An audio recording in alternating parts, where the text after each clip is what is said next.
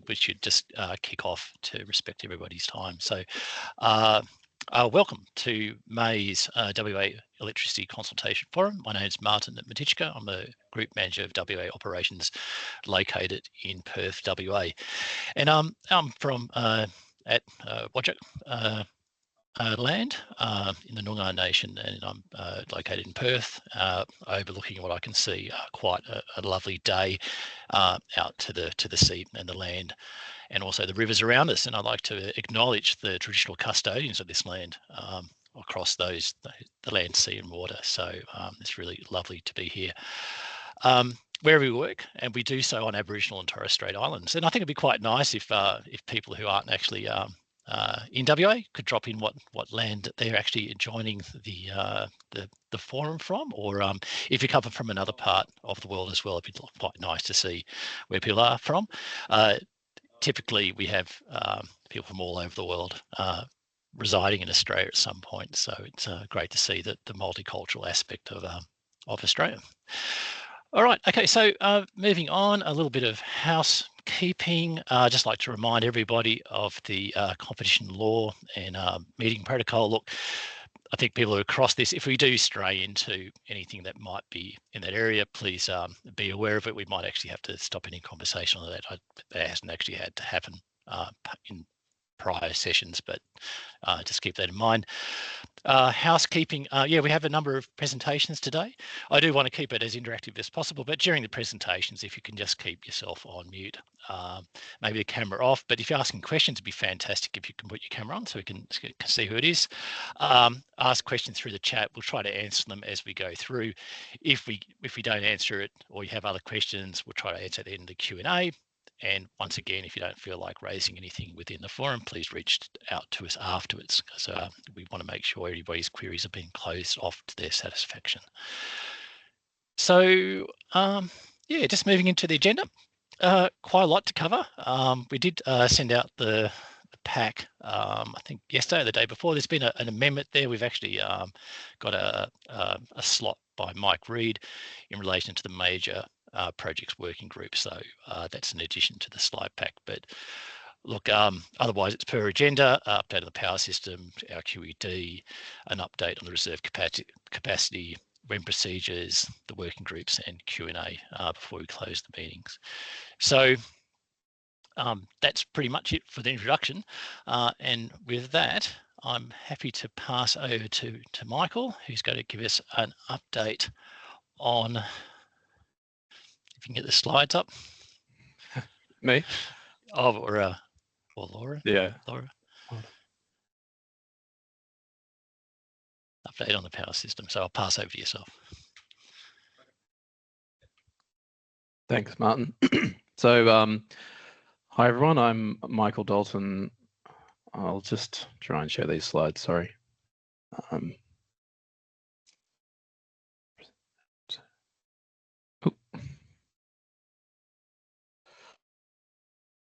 All right, I'm struggling a little bit. Laura, would you be able to pop the slides up if you can? Yep, no problem. Thank you. Sorry about that.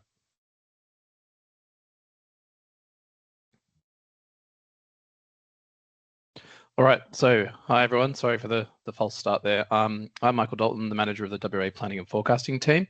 What I'll be going through is just a bit of a recap on summer. It was a bit of an unusual summer/hot season in that we saw some fairly unique weather patterns interact with the Swiss. I think if we go to the next slide.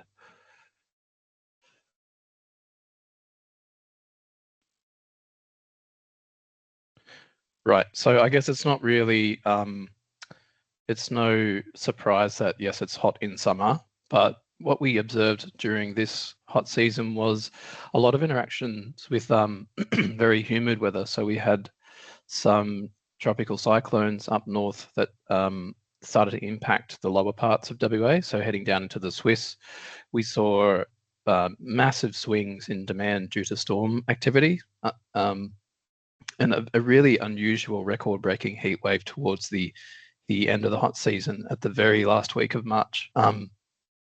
So whilst that was happening, we had multiple new facilities commissioning on the Swiss, and we actually observed some really low summer loads. I think some of the lowest we've ever seen, but they weren't operationally challenging as much as the hot demand days were.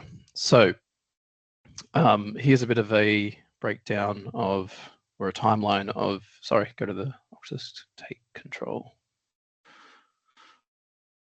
So the next slide we've got here, it's a bit of a timeline of the last sort of 6 records that we've had.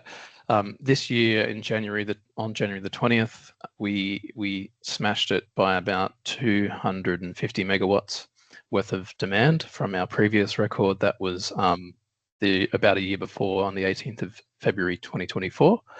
I'll go in detail to this day just because it's fairly interesting, the lead up to it and then the fallout from the actual event days. But the number that we've got here, 4486, most likely would have been higher if we had not have called for some of our supplementary market mechanisms here. So we did call for, on this day, around 126 megawatts of DSP, supplementary capacity, and NCAS. So this would likely have ended up another 126 megawatts or more on top of that record. So if we go through, I guess, the planning horizon, which is about 7 days out, and then through to actuals, when we look at power system security, I guess leading up to real time, it's more of a 7-day outlook. So we get in contact with weather providers, and on this particular week, the week out from there, there was a forecast that this tropical cyclone Sean, I think it was going to impact, I forget what this part of WA is called. It's not Exmouth. Is it Exmouth? I don't know. Up there, north of WA.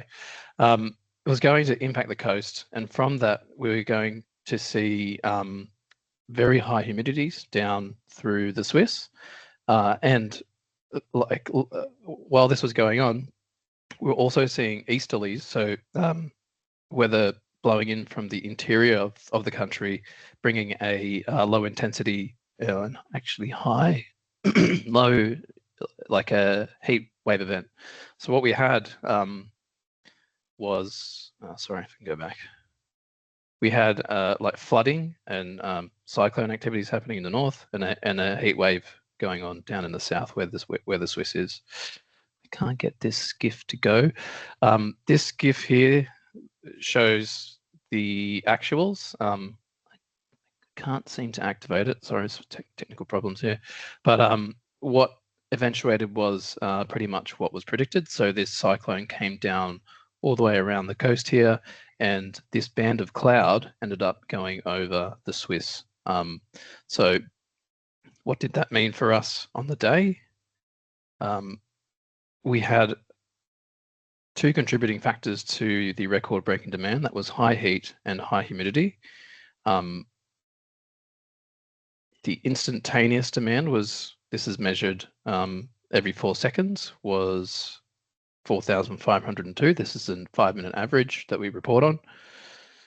We hit a max temperature of just shy of 44 degrees. On that day across the state, there was records broken at a number of weather stations around the Swiss.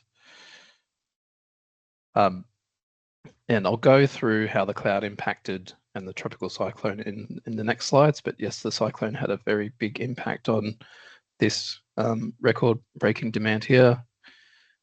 We activated 11.5 megawatts of supplementary capacity, 94.5 of NCAS, and the DSP as well. So this is the fuel mix from the 20th of January. What's different about this image, I guess, different if you look at these every day like we do, is we typically see a very distinct trough coming in from about, well, when the sun comes up, but it really starts to ramp from around 9, heads down into the midday trough, and then goes back up. What's pretty obvious from this chart, or this fuel mix chart is that we did not have a trough whatsoever during the trough period. We did have a little dip here, and that was when cloud cover was moved. We had a bit of a gap in the cloud cover there. So for the whole day, we were burning a lot of gas where we would usually be getting generation from pretty much rooftop solar. So you can see the percentage of fuel mix at the peak here. We've got gas being the real heavy lifter here with 56 or so percent, coal coming in second, with batteries, wind, and the rest forming the total of generation at this period in time, which was 8:30 in the evening. Right, so skiff works. So DPV impact, what you can see on the right here is the cloud moving across the metro region of WA, or the Swiss, so Perth's centered sort of in the middle there. What this resulted in is that dip that we talked about before. So you can see the impact of DPV.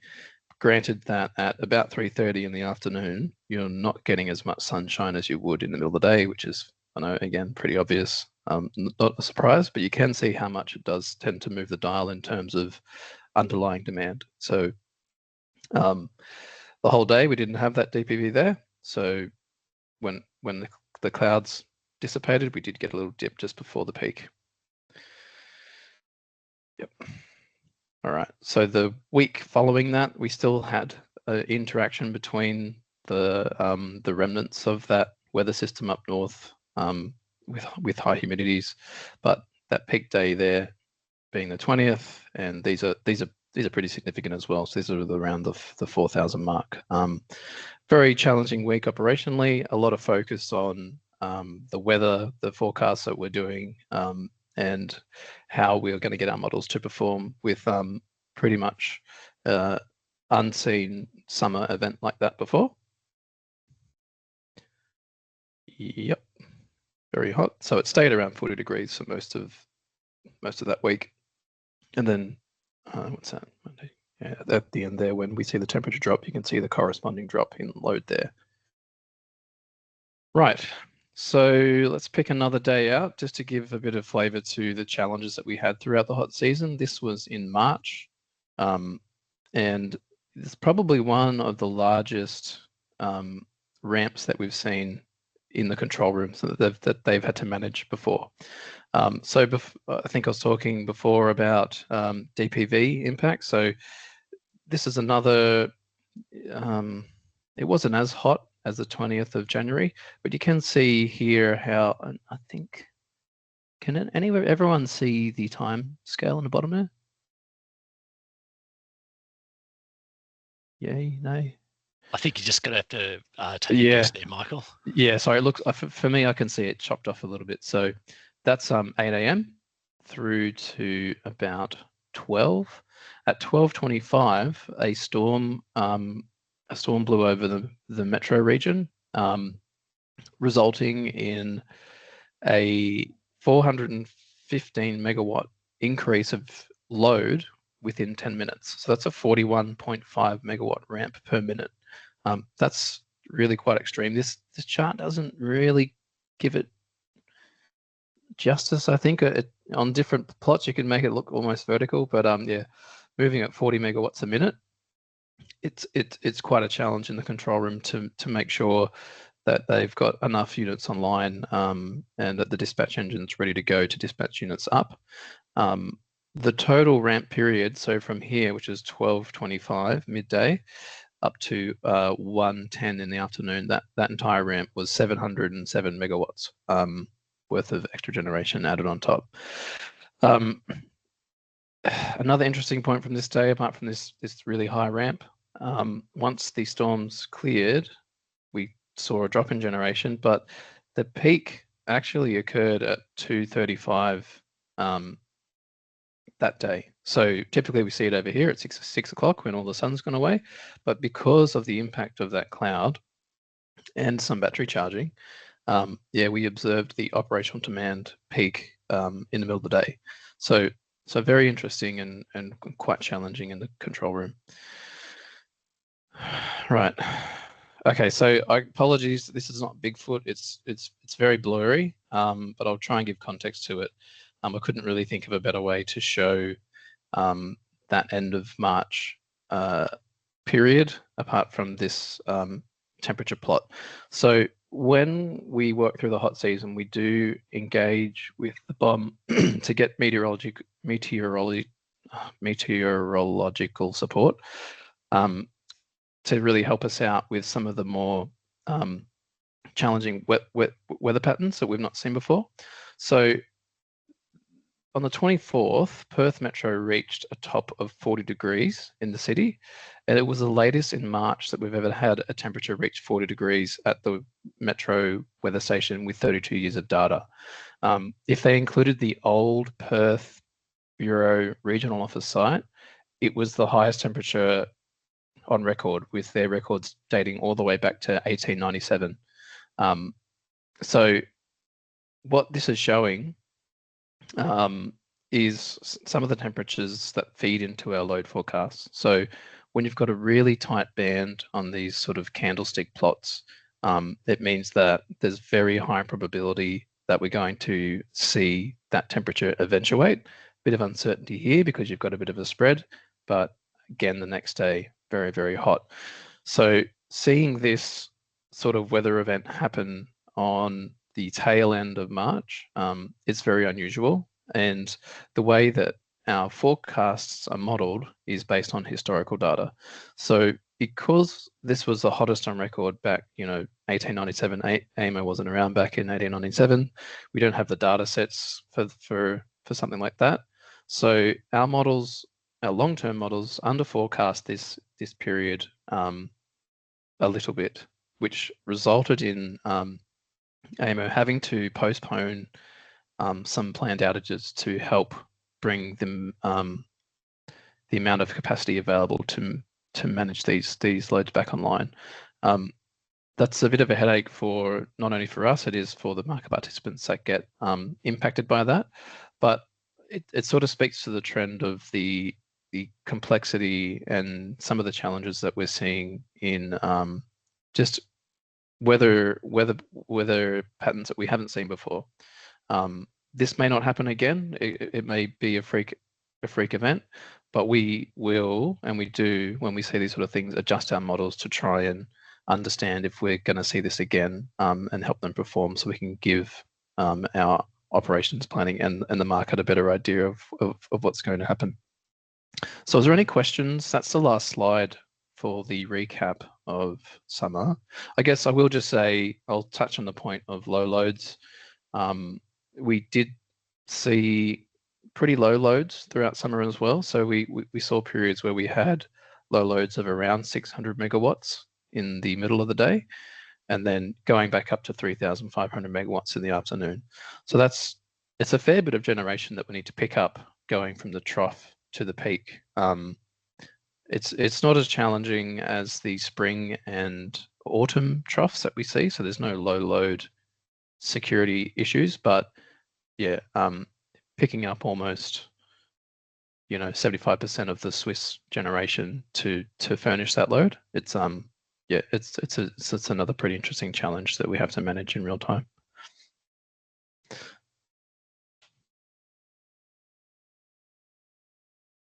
Excellent. Thanks very much. I actually do have a question, but for those who are listening on, this is not a Dorothy Dix. It's actually a genuine question. But first is 1897. That's a long way back. Perth actually got connected with electricity.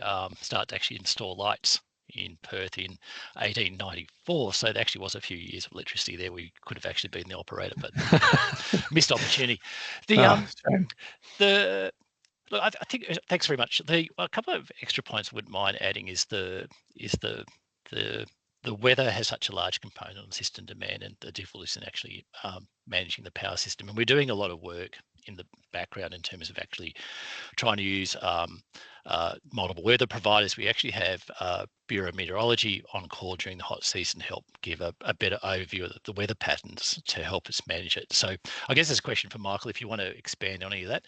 And also if you've got anything on on your fingertips related to the weather forecast when we gave the summer readiness briefing, because I think at the time the BOM was predicting not such a hot summer, and it was actually a bit of a variance from there. So any commentary on those couple of points, I think that'd be great while we wait for anybody else to ask any questions. Yeah, sure. So I think the temperatures weren't unusually high. I guess we didn't see like 50 degrees in the Perth metro. I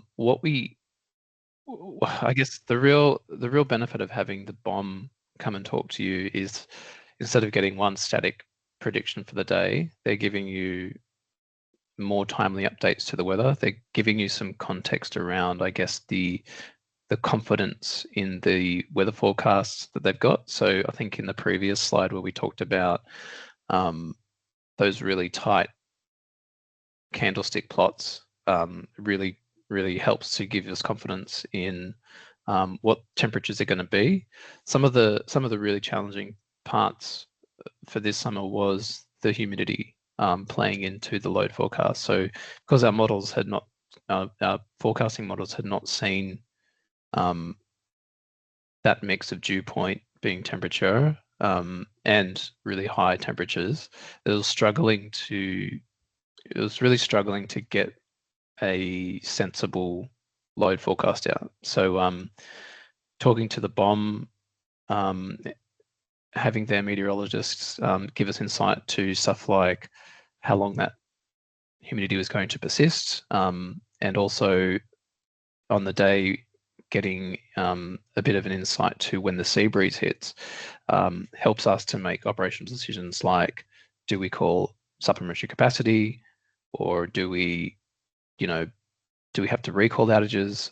When we're fairly certain about there's going to be a very high temperature, then we need to make the decision to, yes, recall outages if we need to, call on supplementary capacity or RNCAS if required. So does that answer your question, Martin? Yes, no, I think that's fine. Yeah, that covers it well. All right. Okay. Look, happy to take any questions in the chat, or come off mute and ask some questions on that. If not, happy if you want to put them in your back pocket, and we'll move on to the next agenda item. Let's see. Okay, yes. So we do have a question from Tom. Was Measure 6 used to deal with the unusual demand? Yes. So it was activated 8 times through the hot season.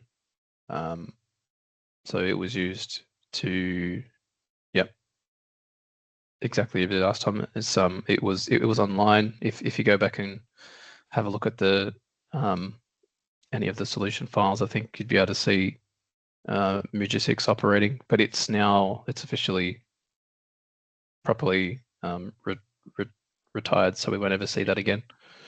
Yep. Cool. Okay.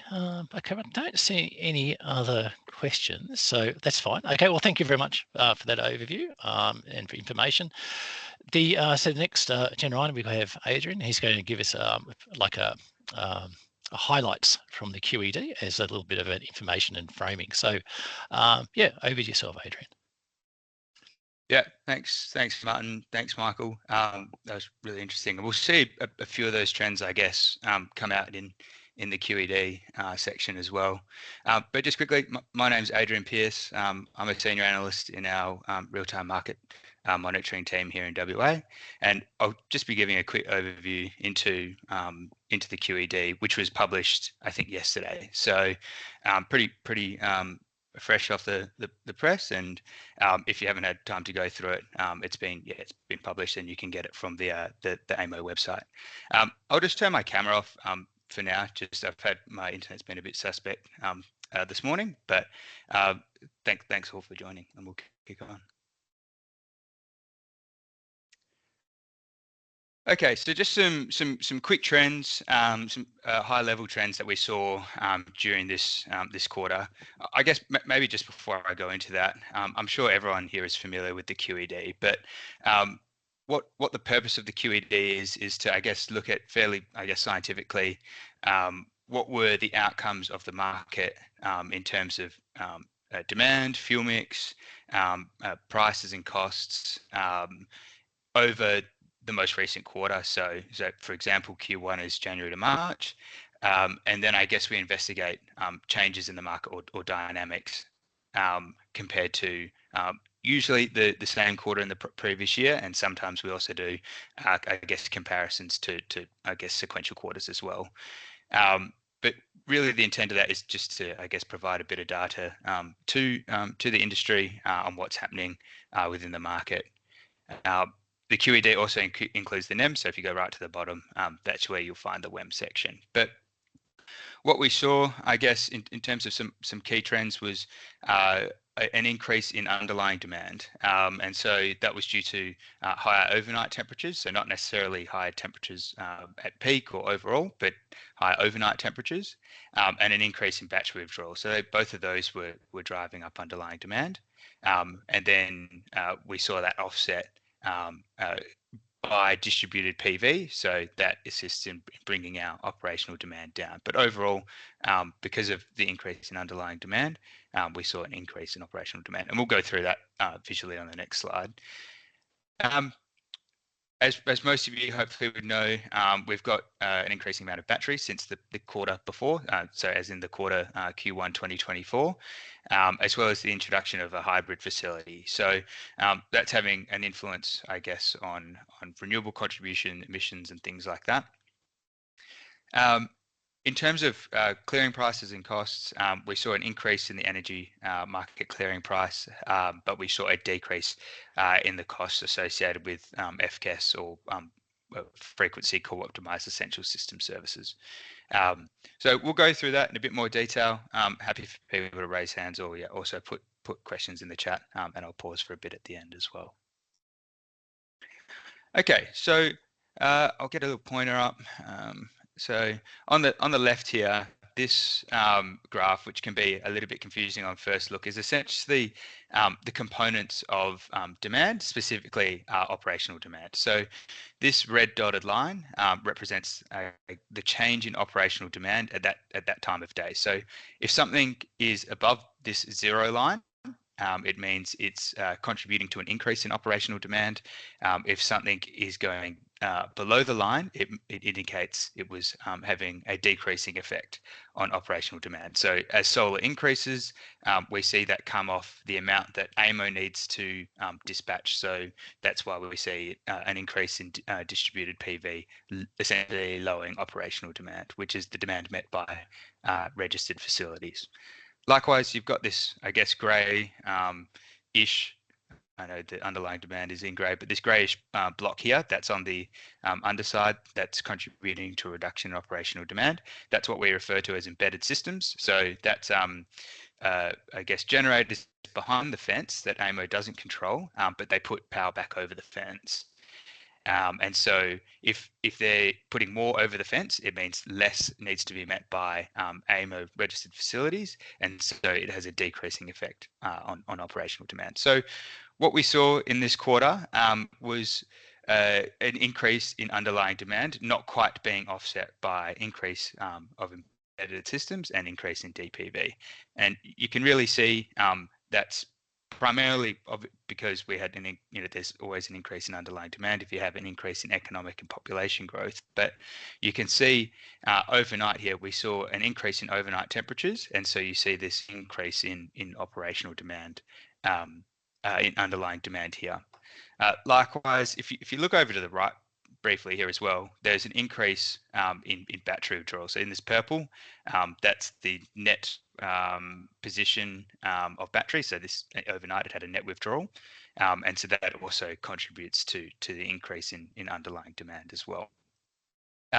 I think interestingly, like Michael said, was we didn't see any extraordinarily high peak temperatures this quarter, and I guess you can see that kind of comes out in this graph here, where we actually didn't see an increase and even towards a bit later in the peak, I guess towards 9 p.m. we saw decreases in underlying demand. So overnight temperatures or minimum temperatures were higher, increasing the overnight load, but the peak temperatures were relatively similar, if not maybe slightly lower than last year's Q1. So you see no increase in underlying demand here.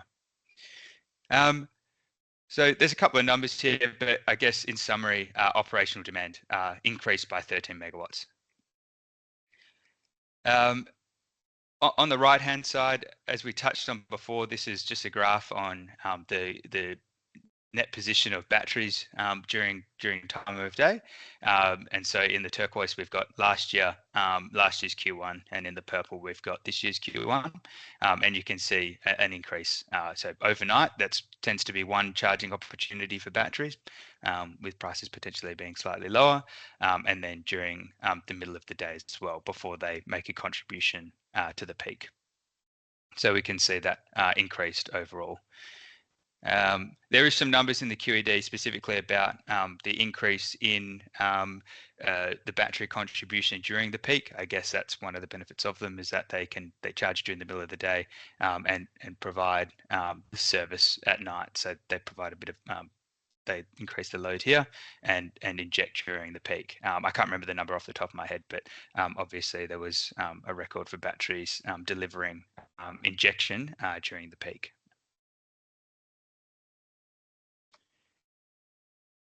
Okay, on this graph, we've got some trends related to fuel mix. So both of these graphs are, I guess, a comparison to Q1 2024 compared to this year.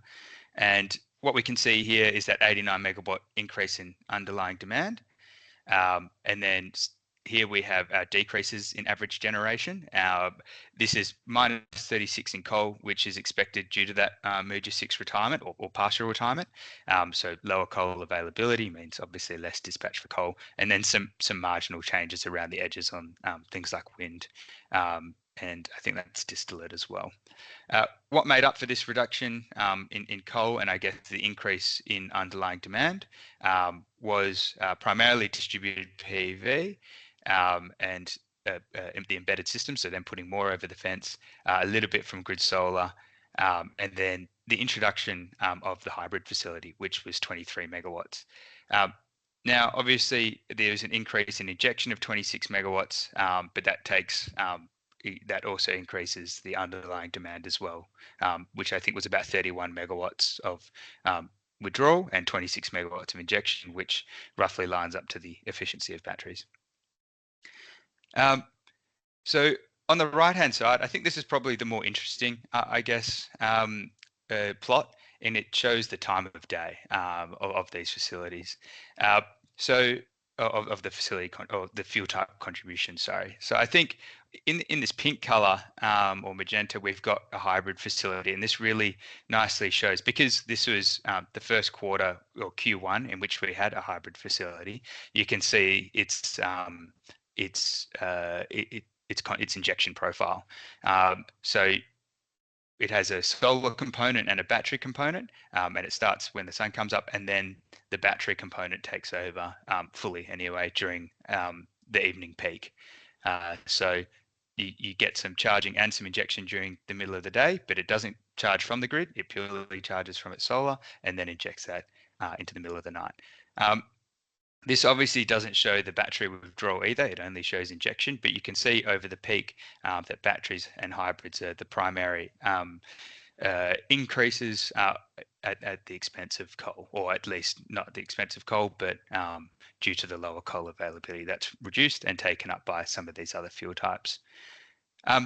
I guess overnight as well, and this might come into relevance a little bit later, but we see decreased wind overnight, and that was due to, I think, just decreased wind availability, and we see that had to be taken up by primarily by gas.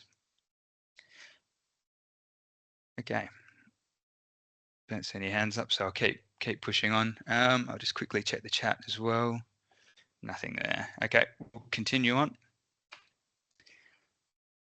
Okay, so in terms of renewables, what we saw for this Q1 in 2025 was a renewable contribution high, I guess on average across the quarter, to 41.6%.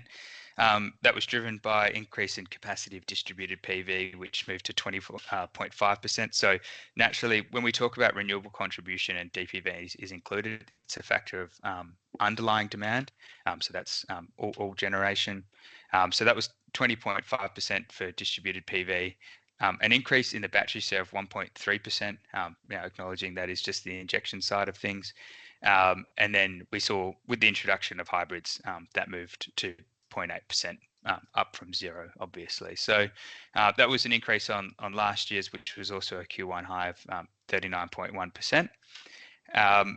But this was shy of the I think the all-time quarterly record, which occurred in Q4, which I can't quite remember off the top of my head.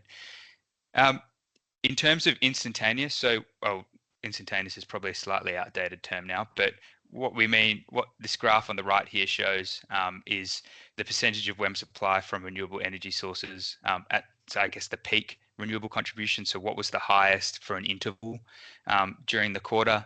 And this quarter it was 83.4%. And so that was a peak renewable contribution for a Q1. And that was set on a Sunday, the 23rd of Feb. And this was shy of another record that was set in Q4, and that was the 85.1% here.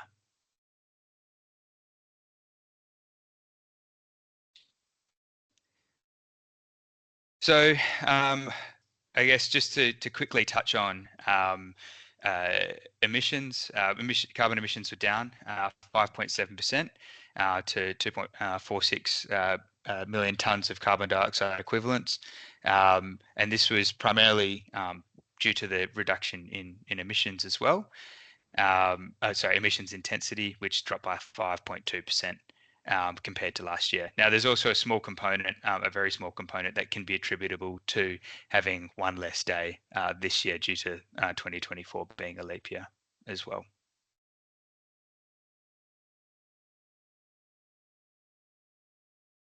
Okay, moving on to FCAS markets. So as we showed, for those of you that remember the Q4 presentation, this was the first time we showed these sort of graphs, but with the introduction of batteries becoming accredited for FCAS, we can see that they're, I guess, having a large impact in the FCAS markets. So during Q4, I think it was late November, a second battery to be accredited for FCAS occurred, and that was the Collie Neoen battery.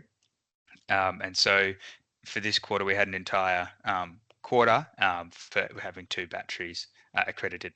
And so what we saw is that they captured 161 megawatts in total of FCAS, which displaced gas, down 161, and a little bit of coal, which only participate in the contingency markets.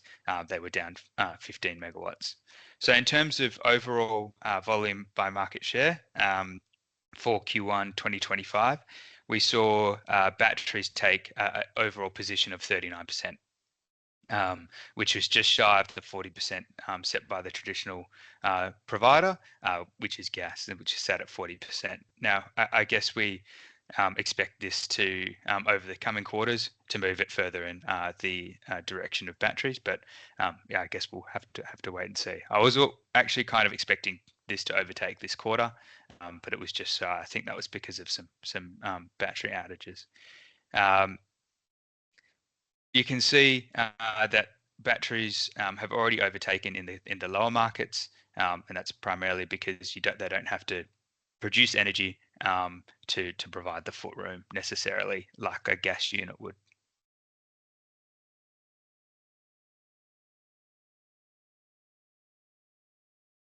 Okay, pricing trends. What we saw, so this graph on the left shows the quarterly average energy clearing price going back.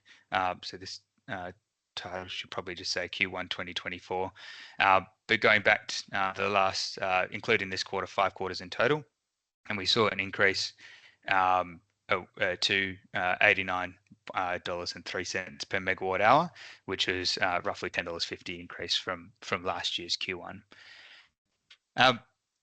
If you look over on the right-hand side, it shows, I guess, the time of day prices across Q1 2024 in the purple and Q1 2025 in the yellow. And so what you can see here is we see a general increase overnight, and as we discussed before, that's because we had higher demand overnight both driven by the overnight temperatures and the increase in battery withdrawal, but also we saw that reduction in wind. So that has to be taken up by more expensive gas units. So that's why we see an increase in prices overnight. And then we also see an increase in prices during the day. Now, this could be due to a few things. There's probably one thing that's having an impact, and that's because we have less committed facilities during the middle of the day. And that's because of the FCAS cost review. So that changed the amount of facilities due to an alteration in the tie-breaking process to effectively have less facilities on providing FCAS, which means less facilities providing energy as well. So this could be a reason why we saw an increase in the price during the middle of the day. But we also saw a reduction, potentially due to the increase in batteries and things like that over the peak period. So overall, we had a much flatter price curve than what we saw, which was a slightly more trough and peaky back in Q1 2024.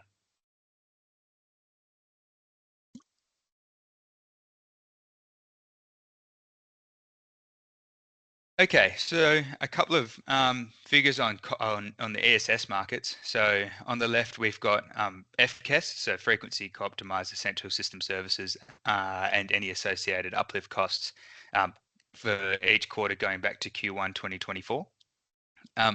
And I guess what you can see here is a reduction in the FCAS and uplift costs. So for this quarter, it totaled 48.4 million, which was a reduction of nearly 50 million. So the costs halved since the prior year quarter. And this can be associated primarily due to, well, a couple of things, but the FCAS enablement costs. So that's the direct cost of providing the FCAS, so the dispatch cost, and that's that reduction can be attributed to the accreditation of the 2 new batteries in FCAS compared to Q1 2024.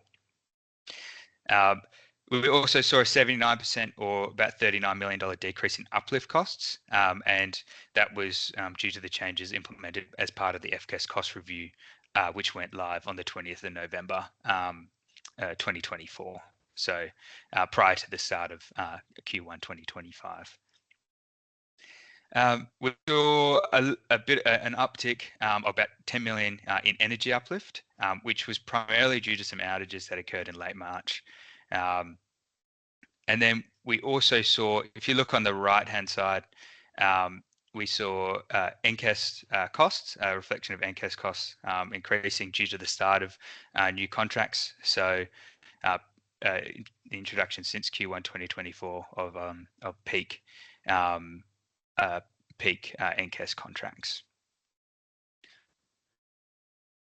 So what does that mean for, I guess, WEM costs overall? So previously, in previous QEDs, we have, since the new market, I think anyway, we have produced a more holistic figure of real-time market costs. And now this quarter, we've added in more costs or more costs that are inherent to the WEM to provide an even more holistic figure. So it's not just real-time market costs, but I guess what we refer to as wholesale electricity market costs, so we can track them over time as well. So if we talk about the total cost of the WEM in terms of megawatt hours, it was $146.83, an increase of $16 on Q1 2024.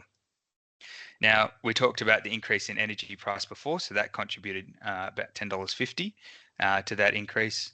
An increase in net reserve capacity costs from $10.62 to a tick over $37. And that was driven by the increase in the reserve capacity price for the 24-25 year. Offsetting that slightly was those decreases in FCAS. So the FCAS enablement by $4.76 and the FCAS uplift by a further $7.96. So yeah, all those contributed to a total WEM cost of $146.83. I think that's my slides. I think Nicholas, if you're there, if you want to come off mute, there's a couple of slides for you here, but I can also just pause there if there was any questions about the first part of the QED presentation.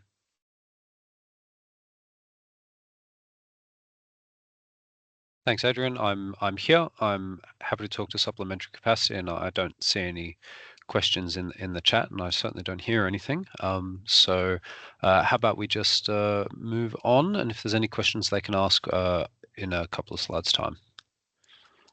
So if you go forward to the next slide. So, hello everyone. For those who may not know me, my name is Nicholas. I'm the manager of the real-time market monitoring team here at AEMO. And what I wanted to share with you today was basically just an overview of the supplementary capacity costs and activations that we had over this most recent hot season. Obviously, the hot season ended at the end of March, so we're now sort of in a position where we're able to share some of those statistics. So this hot season, this year, we entered 25 different contracts for a total of 198 megawatts of supplementary capacity, and we had a total of 5 actions. If you skip forward now. So these contracts consist of 2 different types of contracts. So that was something new that we introduced this year, where we had our traditional, if you will, availability and activation contracts, similar to contracts we've had in previous years, where providers of supplementary capacity were paid to be available at all times, and they were also paid additionally where they were activated. The feedback that we had from some providers in the past was that they were happy to assist with activations, but they couldn't necessarily guarantee that they were always available. And so we set up a new type of contract, which we refer to as activation only, where participants don't have any availability payments, so they're under reduced obligations, that they don't have an obligation to respond in full. However, if they can respond when we do request an activation, then they will still get paid. So we contracted for most contracts, and 140 megawatts out of that 198, we entered availability and activation contracts. For the remaining 58 megawatts, we had activation only contracts. These came from a variety of sources. The majority, as you would probably expect, was from demand side response. So consumers, medium and large consumers that were able to curtail their consumption. However, we also had a little bit from registered facilities who were able to temporarily increase their sent out capacity, and 10 megawatts from DER, so distributed battery and solar systems. And one forward again, Adrian. So across those 5 activations, we activate, like I said, we activated a total of 5 times. We received a total of 1,317 megawatt hours of combined load curtailment and increased generation from those contracts across those activations. From this, the total costs work out to a total availability payment of about $20.8 million and total activation payments of $4.1 million, which works out to a total of $24.9 million. Next slide, please, Adrian. So while You've this got is a quick question there as well, Nick, oh, sorry, yeah. In the chat, are there any moves to offer an alternative baseline methodology for supplementary capacity? Yeah, good question. Look, we are always looking at ways that we can improve the supplementary capacity framework contracts, and that does include the baseline methodology. It obviously has to be a methodology that works both for the provider and for AEMO. We're always looking at that. I'm not aware of any specific plans about any specific methodologies at this moment, but certainly every year we go through a process of looking at the lessons learned from the last year, taking on board any feedback that we've received, and looking at how we can do things better than next year. And for example, it's precisely that process which resulted in the introduction of activation only contracts. So this last slide, next and last slide, I just wanted to put those costs into context, into the context of the broader reserve capacity mechanism. So the total value of the reserve capacity mechanism in the half year, so in the 6 months from October to the end of March, was about $420 million. So that $25 million from supplementary capacity represents around 6% of the total costs, noting, of course, that in the remaining half of the year, we expect those capacity, the other capacity costs, so capacity credits and NCAS, to increase. So by the end of the year, we would expect that to represent around 3% of the total reserve capacity mechanism costs. And again, just to give some kind of comparison, the reserve capacity, or the floating reserve capacity price this year is $194,000 per megawatt per year. So the equivalent amount of energy, 100, I see it looks like Adrian has maybe dropped off, but if we had procured the same amount of capacity, 198 megawatts at that reserve capacity price, would have cost around $38 million. So in terms of the total cost, it's relatively comparable. Next question.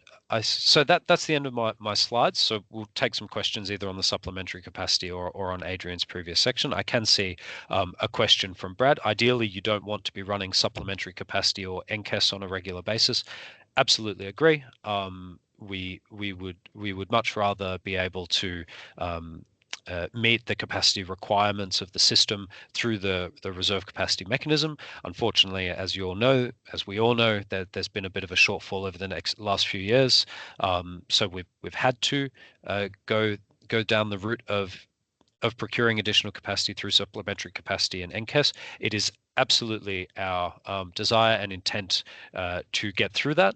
Back to the point where that capacity is delivered through the reserve capacity mechanism and not through these other mechanisms, which are intended more as a backstop. Any other questions? I can't see anything there. If anybody wants to come off mute, quite welcome to come off mute and ask a question. I'll just give it 10 seconds. Otherwise, we'll move on to the next agenda item. We're just a few minutes behind. So, all right, okay, excellent. So, yeah, just switching gears, we'll just move. We've been talking a lot about what's recently been happening in market dynamics. So, yeah, now moving forward, I'd like to hand over to Netica, who will give us an update on the reserve capacity mechanism. Okay, so over to yourself. Thank you. Good morning, everyone.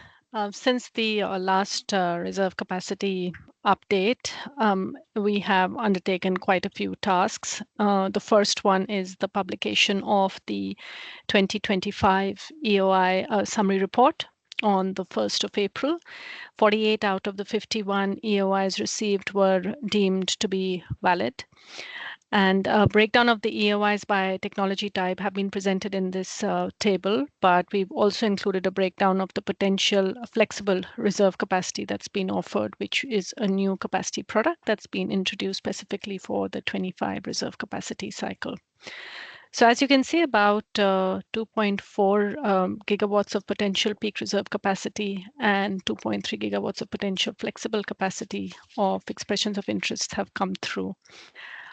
Please note that the potential available capacity of electric storage resources is based on the current availability duration gap, which is 4 hours. Any changes to this may impact the quantity of peak certified reserve capacity or both peak CRC and flexible CRC, which is assigned to facilities with an ESR component.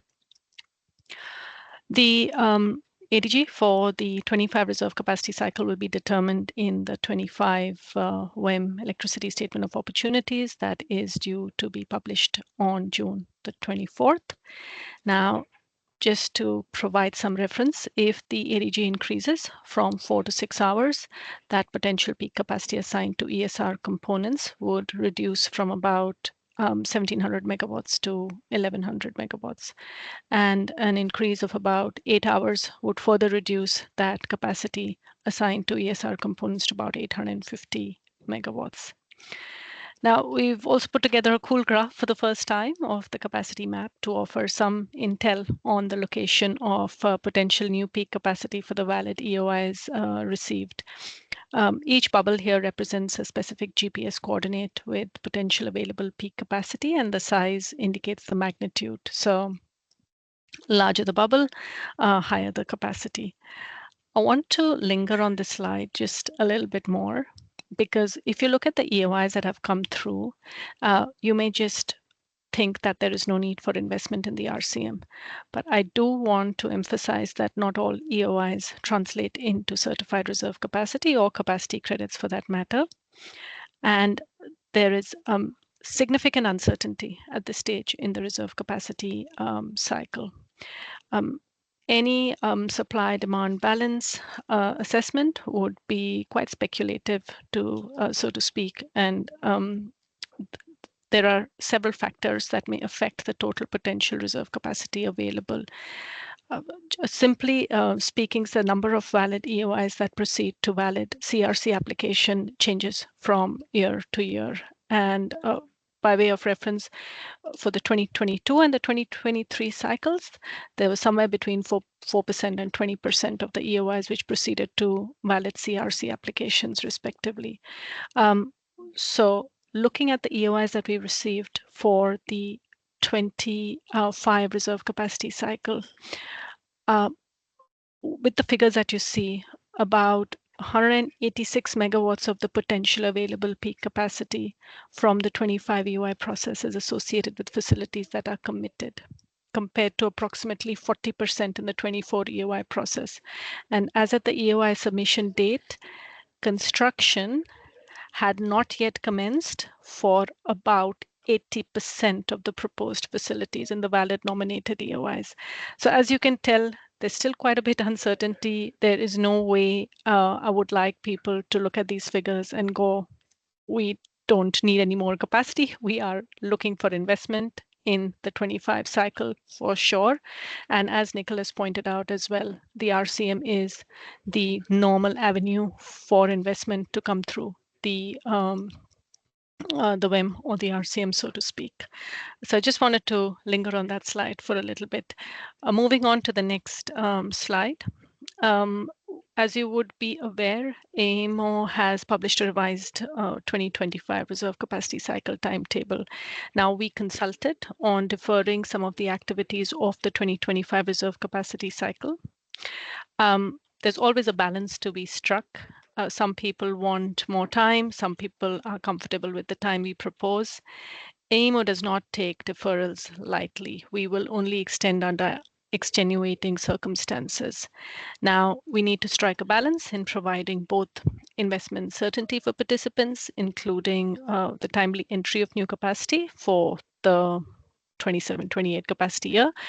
We also want to allow time for participants and AEMO to absorb the regulatory changes. So keeping that in mind, AEMO has extended the time for the 25 WEM ISU by 2 weeks, from the 10th of June to the 24th of June. And as a result, the remainder of the activities for the CRC process, the Certified Reserve Capacity process, also followed through. So we've just kept that 2-week extension that we originally proposed. I do want to thank you for providing feedback as part of the consultation that was undertaken on some of the CRC related dates.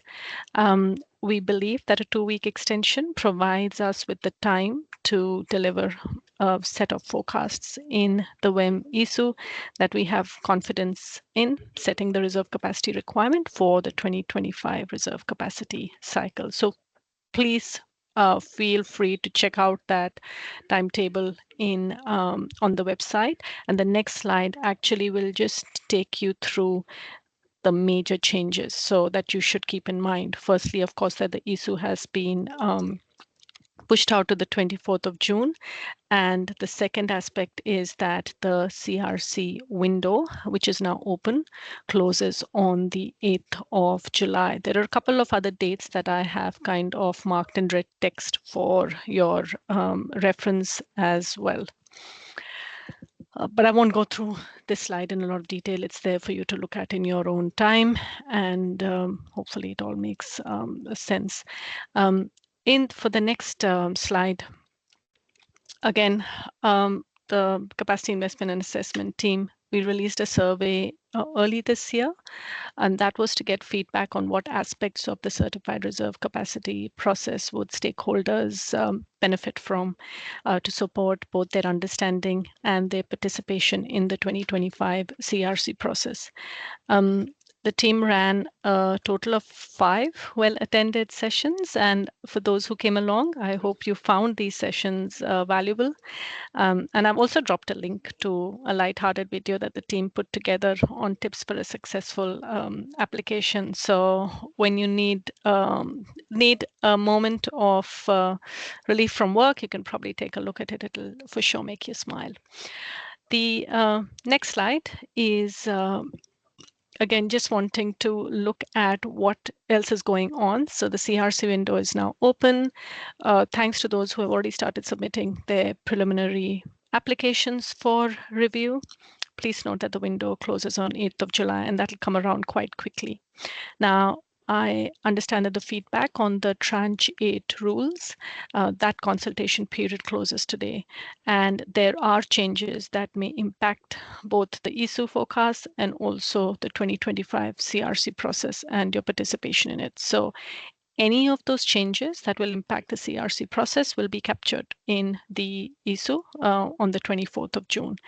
Now, as always, with every cycle, I encourage participants to please take advantage of this opportunity that you have for your applications to undergo preliminary review. And if you are planning on doing that, please do so as soon as possible. If you provide applications to us end of June, beginning of July, the chances are we will not be in a position to review or provide you to undertake a preliminary review of your applications.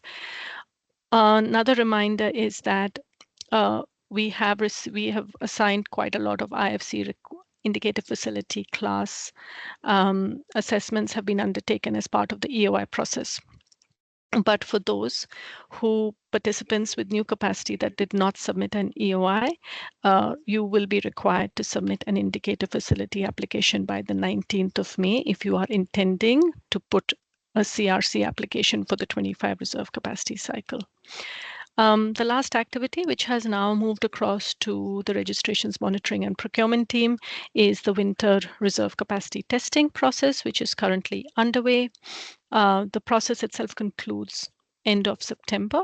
The self-test window is open. It closes on the 30th of June, following which facilities that have not passed by observation will be subject to a formal test.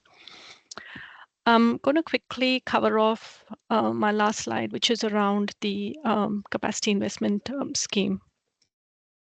So the second WEMS tender that has been recently announced to procure another 1.5 gigawatts of generation capacity.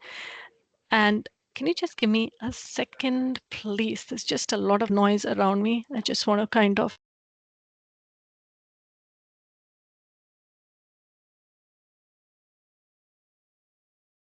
Sorry about that.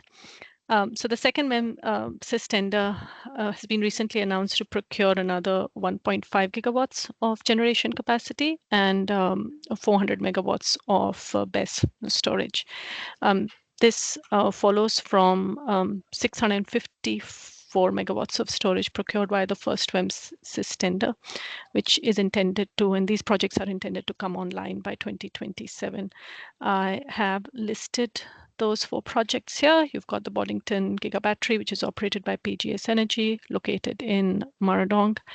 Meriden Big Battery in Meriden, Mushia, which is operated by Newen, and the Varuna Renewable Energy Project by Frontier Energy. Now, as I mentioned, and the EOI don't look at all of this capacity and go, oh my God, there's just too much of capacity. And we do not want this slide to be interpreted as signaling no need for further investment. I definitely want to encourage you to please consider providing a CRC application for the 25 cycle. And for the purposes of the 25M ESU, I also want to note that only one of these 4 projects have been considered to have satisfied the commitment criteria, with the remainder being in the proposed category. I will stop at that. And if there are any questions, but those are our details. If you have any questions around the 25 CRC process, please continue to engage with us. The sooner you engage, the better it is. And thank you for those who have actually started that engagement process and are continuing with that. We do really want to see some strong applications come through. And for any queries on the RC testing process, please do contact the RMP team. I'm looking for questions, Martin, but yeah, that's okay. I think Jenny asked a couple of questions by chat. I just want to confirm that. Happy, Jenny, if you want to come off. Fine. That's Right. fine. Yeah. Okay. Yeah, no problem. No, it was a good question as well. All right. Okay, we got a question coming in from Mark. Which of the 4 projects was considered committed? I will have to kind of confirm that with you, but given the fact that Meriden is only one of the 4 projects that did get capacity credits last year, I would. I'm pretty sure that that's the one that has been considered committed, Mark, but I am happy to kind of get back to you and confirm that. Or if we've got Alex on the call, the manager of that team, he can perhaps help with that. But yeah, leave that with me. Yeah, that's confirmed, Meriden. Thanks. Thanks, Alex. Excellent. Okay. Right. Yep, good. Thanks. No problems at all, Mark. Okay. Thank you very much for that overview. That was good. Moving over to procedures. So welcome, Ben. I think this is your first forum in the WA consultation forum. So welcome. Hopefully it's the first of many engagements with this group. So over to you. Thank you. And Laura, are you going to put the slides up again, or do you want me to?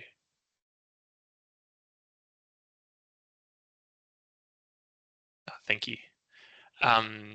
So nice to meet you all. For those who I haven't met, as Martin mentioned, I'm Ben Davis and I'm the manager of our regulatory affairs team here at AEMO. I'm just going to take you through what's happening with WEM procedures at AEMO this year. So as noted here, it's a very busy year for us on the procedure front, as it was last year. We've already completed 9 procedures this year, and we're soon to begin another suite of procedure changes in May, and I'll run you through some of those procedures. But the biggest point I probably want to make in the presentation is we really encourage and need your input on those procedures. And there's actually probably 3 main ways you can get involved in that. The first is the formal one here, which is if you're not on our AEMO procedure change working group and would like to be, please hit us up at that email address to join the working group. All of our procedures go through this working group, and it provides you direct access to hear from our experts and to ask them questions directly. The second is that you can actually recommend changes for us. So you can come to us and say where you think procedure changes are needed, and we strongly encourage you to do so where you think those would be valuable, and we can take that into account in our prioritization process for procedure change updates. And then the last is we've been trying to improve our procedure change processes internally. We've made some good improvements there, but if you have other suggestions for what we could do to improve the procedure change process, please again send us through any comments or ideas you have at that same email address. Thanks. So I won't go through each of these procedures, but suffice to say, you can see very clearly from there we have quite a large workload that we have upcoming in terms of commencing new procedure changes. I'd note a lot of these are going back to WEM reform to address some of the backlog we've had on these procedures, but then you'll see later in the year we'll have new sets of procedures coming out that will be addressing more recent rule changes that have come and require added procedure changes. I would just note here that the timeframes are provided in good faith and are subject to change as we work through our internal processes. And then last of all, just to note, as I said, we've actually completed 9 already this year, but there's 6 that have been completed since the last WAECF, and those are the direction of registered facility and scarcity conditions, outage intention plans, credible contingency events, facility submetering, dispatch settlement and monitoring data, and certified reserve capacity. And you can get information on all of those procedure changes at the links provided there. That was all I actually had, Martin. I'm not sure if there's any questions there. I can't see anything. No, that sounds fine. I think people will be on the distribution list, and if they're not, then they can get on to that as well. So, okay, well, thank you very much for the overview, and also being quick because it was slightly behind schedule. And with that, I'd like to pass over to Mike.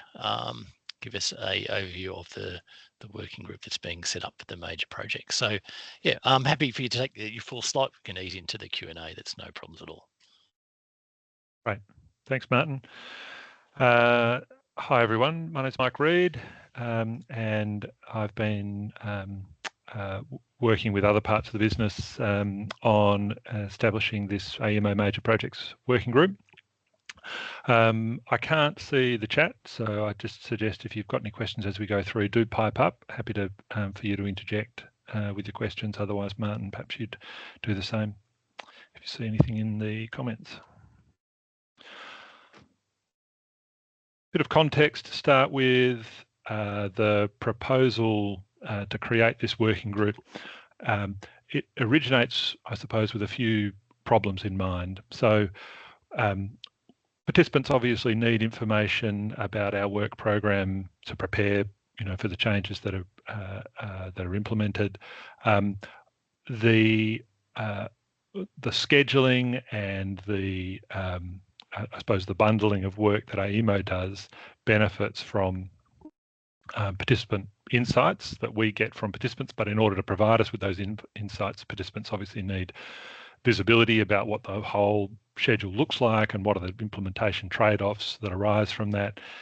And they need to understand what are some of the choices that are being made around specific projects, and obviously also EPWA needs information about how readily something can be implemented, how long it might take to implement something in order to gazette sensible deadlines for rules, for the commencement of rules. With all of that in mind, the Major Projects Working Group proposal has been developed by AEMO. That went to MAC late last year and then returned with a revised terms of reference in May. And at that meeting, subject to some changes that were sought by the group, the terms of reference have been approved, and we will finalise and publish those shortly. I've said early June. I'm pretty confident we'll get that out before then, with a view to scheduling the first Major Project Working Group meeting in late June. So what is it? It'll be a MAC working group, and it's serving multiple objectives, and we'll come to what are the mechanisms that we will be using to advance those different objectives, but it's important to bear in mind to begin with that it's got multiple objectives. So one's about transparency and accountability, about the projects that sit. These are projects that are targeting WEM specific changes and that sit within our WEM specific delivery vehicle, which is the WA Reform Program. Second objective is to advise on the WEM implementation roadmap, which you can think of as being primarily the roadmap for of all of those projects that are being implemented by the WA Reform Program. And the point there is that we want to understand the rule participant impacts and the opportunities that we can deliver things more efficiently by bundling, for instance, projects together or changes together. And the last objective is to engage stakeholders on the implementation of on the implementation approach that AEMO proposes for major projects in particular.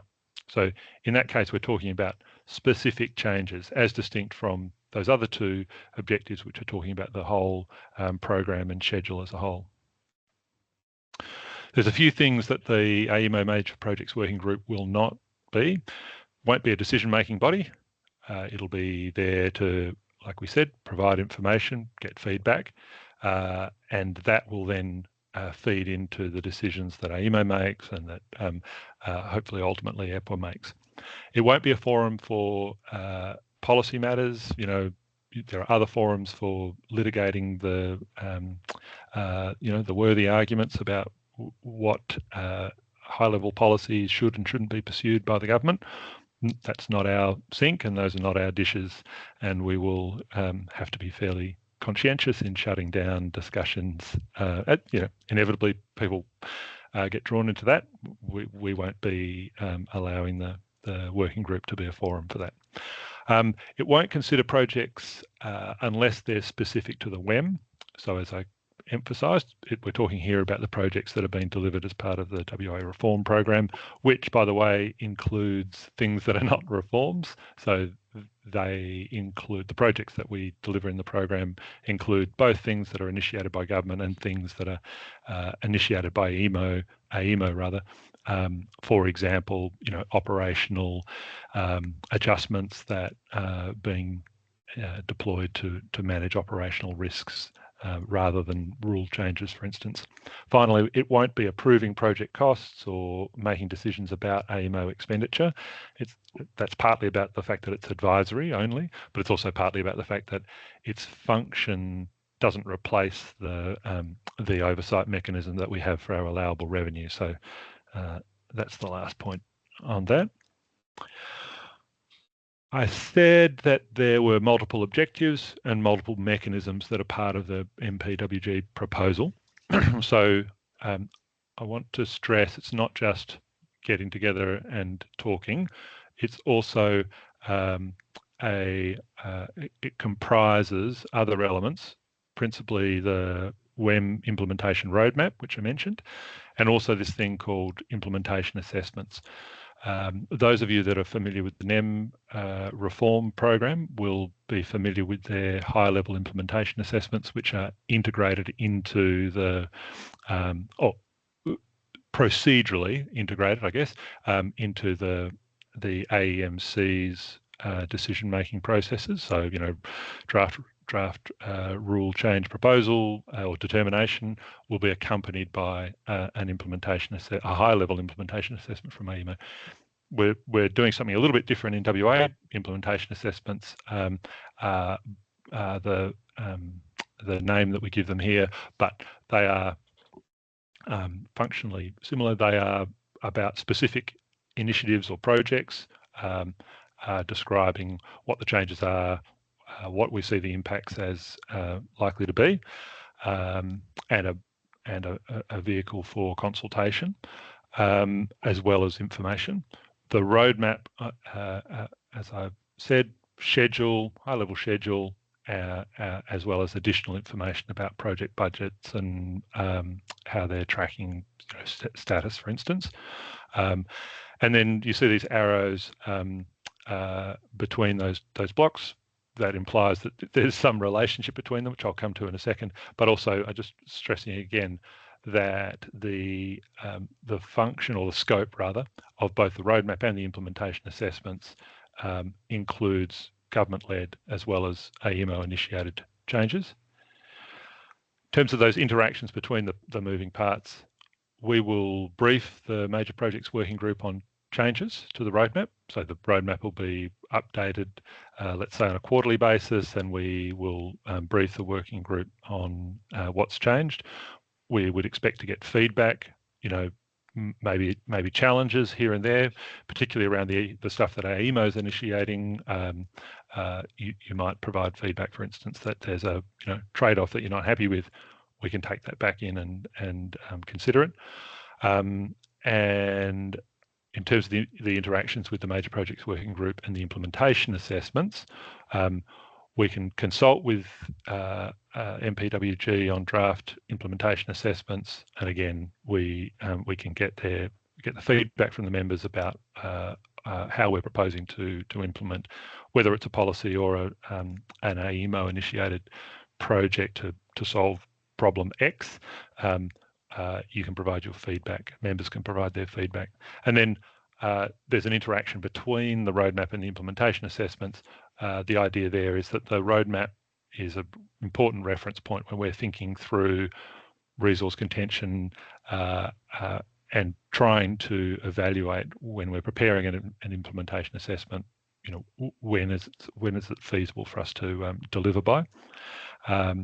And the implementation assessment itself will include a timing assessment, which then can inform EPWA's decisions, and then ultimately feedback and be represented on the roadmap. Administration of the working group, will chair it and provide secretariat services. We've said we would like to have standing meetings at least 3 times a year, and we would schedule ad hoc meetings as needed to discuss specific major projects that come through with these implementation assessments on those major projects. 1 person per organisation. Those organisations that would be invited will be rule participants, expert consumer panel, and then there's a little bit of discretion, I think, to appoint reps from other organisations, provided they're on point.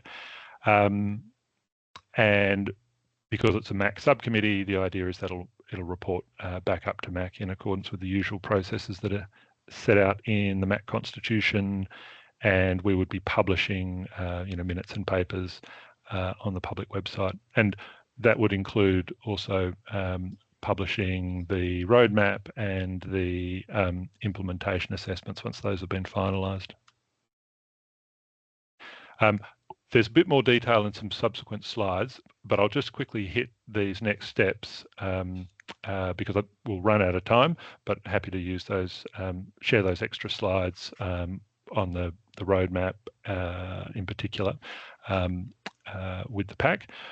Governance, like I said, we want to be publishing the terms of reference in June, and we will also provide extra kind of details around how we do all of these different components of the overall proposal in a governance document for the first MPWG in June.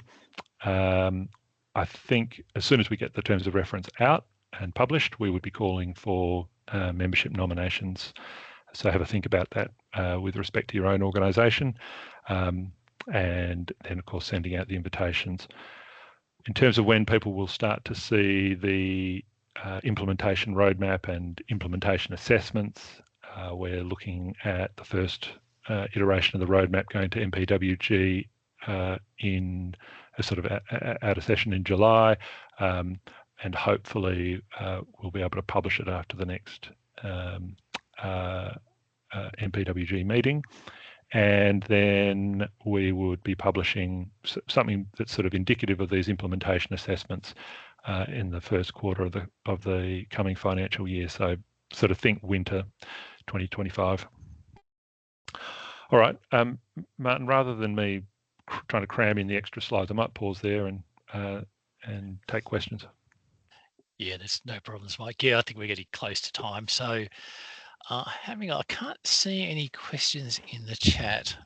Once again, more than happy if people want to put their hand up or come off mute and ask any questions of Mike on this item. I think you're given the green light there, Mike. So yeah, we'll send out these slides as an amendment to the pack that we sent out earlier in the week, and yeah, please contact Mike to take on the next steps associated with this. So with that, that's leaves us just with a little bit of Q&A. I'm happy to take any questions from the floor. Once again, happy if you want to take off mute and ask, or put in the chat. Otherwise, have a quick look ahead on the forums. we sort of scheduled them on which month. We're just still trying to organise exactly what date that is. So we'll have that clarified very soon as well, but they'll give you an idea of our upcoming forums. No, so had a look. I can't see anybody who's come in. So look, with that, I'll just close it up. We'll send out a survey soon after we finish this session. So please provide us some feedback. Once again, we're always happy to take suggestions in terms of what people would like to cover and actually how to make this session more productive use of people's time. So, or any extra topics that people would like to cover. So please reach out to us. And also, as I said before, if you have any questions related to this material that you didn't get a chance to ask or you didn't feel comfortable in asking in a public forum, please contact us separately as well. So with that, I'll call it a close, and thanks everyone for your time. Thank you all.